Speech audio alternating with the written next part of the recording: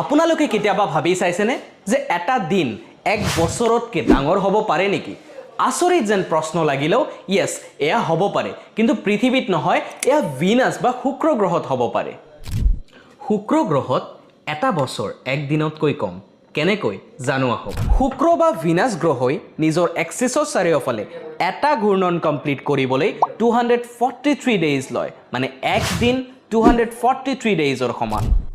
কিন্তু এই একেটা গ্ৰহই সূৰ্যৰ চাৰিওফালে এটা ঘূৰ্ণন কমপ্লিট কৰিবলৈ অৰ্থাৎ ৰিভলিউশ্যন কৰিবলৈ মাত্ৰ 225 ডেইজ লয়। অৰ্থাৎ এটা ৰোটেশ্যনৰ টাইম এটা ৰিভলিউশ্যনৰ টাইমতকৈ বেছি, অৰ্থাৎ এক দিন এক বছৰতকৈ বেছি। ইণ্টাৰেষ্টিং ফেক্ট নহয় জানো? এনেধৰণৰ ইণ্টাৰেষ্টিং ফেক্টছ জানি থাকিবলৈ অনলি কম্পিটিশ্যন আছাম চেনেলটো ছাবস্ক্ৰাইব কৰি ল'ব। এণ্ড য়েছ, 88 ফাউণ্ডেশ্যন বেটচ আহি আছে, জইন কৰিবলৈ নাপাহৰিব।